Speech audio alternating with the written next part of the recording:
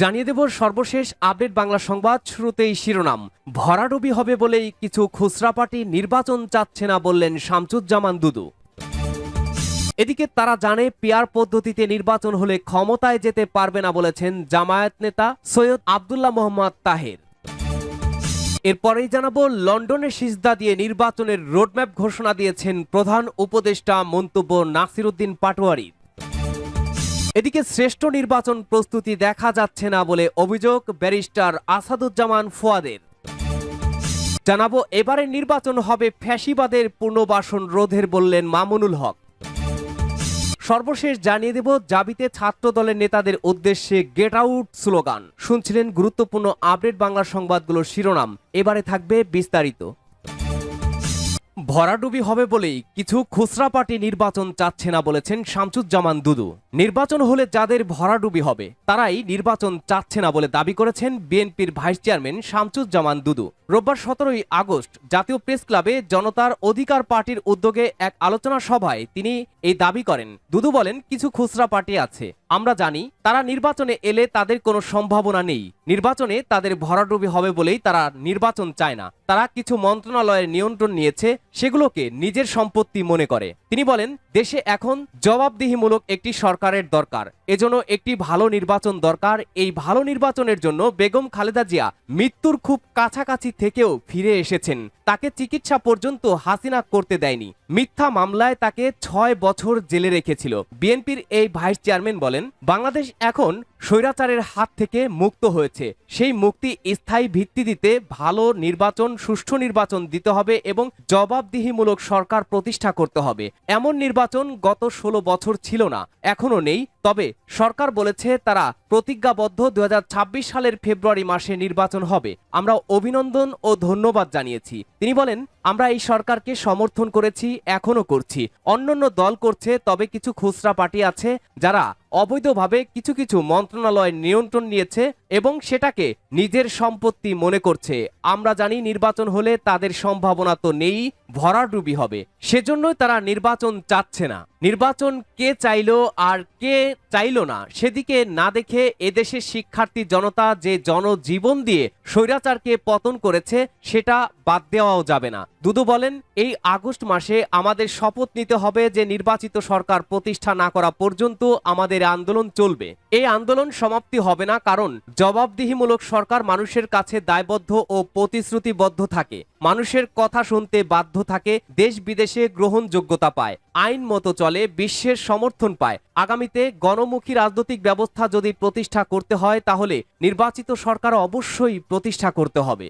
তারা জানে পিআর পদ্ধতিতে নির্বাচন হলে ক্ষমতায় যেতে পারবে না বলেছেন জামায়াত নেতা আব্দুল্লাহ মোহাম্মদ তাহের। সংখ্যানুপাতিক প্রতিনিধিত্ব পিআর ছাড়া কখনোই স্বচ্ছ নির্বাচন সম্ভব নয় বলে মন্তব্য করেছেন বাংলাদেশ জামায়াতে ইসলামীর নায়েবে আমির আব্দুল্লাহ মোহাম্মদ তাহের। তিনি বলেন, যারা পিআর পদ্ধতিতে সুষ্ঠু নির্বাচন চায় না তারা জানে নির্বাচন হলে তারা ক্ষমতায় যেতে পারবে না। বাংলাদেশ জামায়াতে ইসলামী আয়োজিত জুলাই ঘোষণা এবং জুলাই সনদের আইনি ভিত্তি প্রদান ও আলেমদের করণীয় শীর্ষক জাতীয় সেমিনারে সভাপতির বক্তব্যে তিনি এই আহ্বান জানান। রাজনৈতিক সংকট মোকাবেলায় জাতীয় ঐক্যের ডাক দিয়েছেন এই জামায়াত নেতা। বিএনপি সহ সব রাজনৈতিক দলের প্রতি আহ্বান জানিয়ে বলেন, জাতি আজ ক্লান্তিকাল অতিক্রম করছে, আসুন আমরা সংলাপে বসি। এ সময় তিনি প্রধান উপদেষ্টাকেও সব দলকে নিয়ে আলোচনায় বসার অনুরোধ জানান। তাহের বলেন, যারা সুষ্ঠু নির্বাচন চায় না তারাই নির্বাচনের বিরোধিতা করছে, তারা যেন তেন নির্বাচন দিয়ে পুরনো ফ্যাসিবাদকে ফিরিয়ে আনতে চায়। তিনি বলেন, অনেকেই ভাবছেন আমরা বিভক্ত হয়ে গেছি,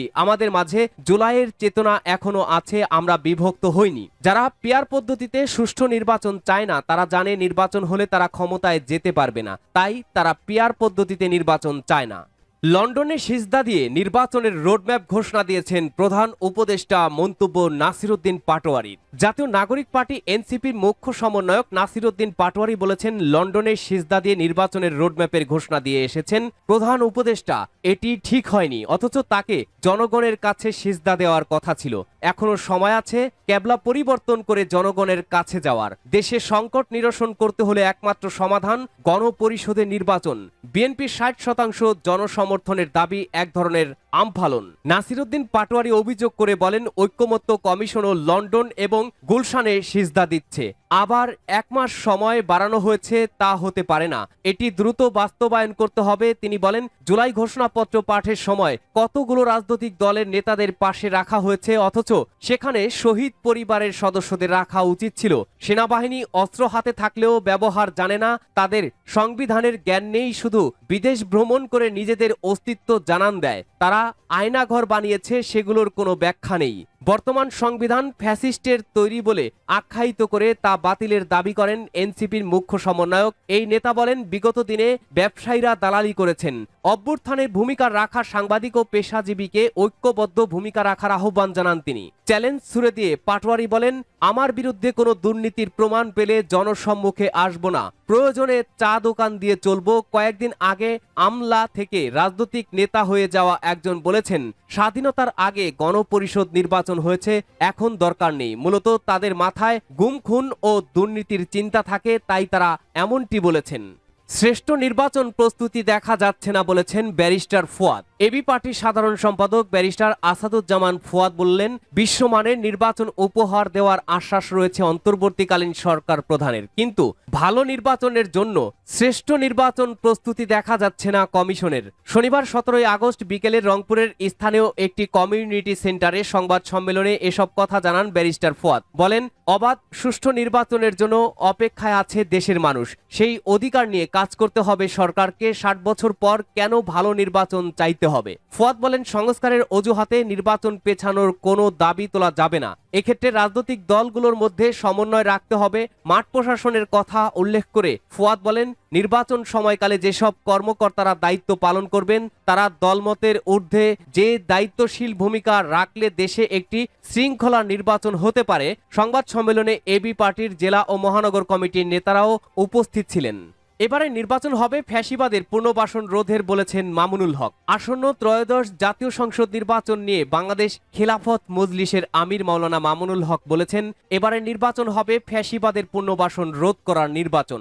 রোববার 17 আগস্ট বিকালে ঢাকার মোহাম্মদপুরে দলটির আমিরের ব্যক্তিগত কার্যালয়ে হোলি উম্মাহ মিলনায়তনে আয়োজিত সংবাদ সম্মেলনে দ্বিতীয় ধাপের দলীয় প্রার্থী তালিকা ঘোষণাকালে তিনি একথা বলেন। মামুনুল হক 2026 সালের জাতীয় সংসদ নির্বাচনে প্রতিদ্বন্দ্বিতার জন্য নতুনভাবে 45টি আসনের প্রার্থী তালিকা ঘোষণা করেন। পাশাপাশি পূর্ব ঘোষিত 223টি আসনের মধ্যে 60টি আসনে প্রার্থী পরিবর্তন করা হয়েছে বলে জানান তিনি। এ নিয়ে 2 ধাপে বাংলাদেশ খেলাফত মজলিস সর্বমোট 268টি আসনের প্রার্থীর তালিকা ঘোষণা করেছে। জাবিতে ছাত্রদলের নেতাদের উদ্দেশ্যে গেট আউট স্লোগান। জাহাঙ্গীরনগর বিশ্ববিদ্যালয়ে জাবি ছাত্রদলের কমিটি ঘোষণাকে কেন্দ্র করে তৈরি হওয়া কোন্দল মেটাতে এসে নেতাকর্মীদের ক্ষুদ্র প্রতিক্রিয়ার মুখে পড়েছেন কেন্দ্রীয় নেতারা। কমিটি ঘোষণার 9 দিন পর শাখা ছাত্রদলের শীর্ষ নেতারা কেন্দ্রীয় নেতাদের সহায়তায় ক্যাম্পাসে প্রবেশ করলে বিক্ষুব্ধ নেতাকর্মীদের তীব্র প্রতিরোধের মুখে পড়েন তারা। রোববার 17 আগস্ট দুপুর 12টার দিকে বিশ্ববিদ্যালয়ের ক্যাফেটেরিয়া সংলগ্ন এলাকায় এ ঘটনা ঘটে। এ সময় বিক্ষুব্ধ নেতাকর্মীরা শীর্ষ নেতাদের উদ্দেশ্যে Babar Anik get out, super 5 get out ইত্যাদি স্লোগান দেন বলে জানা যায়। পরবর্তীতে দুপুরের পর কেন্দ্রীয় নেতাদের সাথে আলোচনায় শাখা ছাত্রদলের আহ্বায়ক কমিটির নানা অনিয়ম তুলে ধরে রাত 12টার মধ্যে কমিটি ভেঙে দিতে আল্টিমেটাম দেন বিক্ষুব্ধ নেতাকর্মীরা।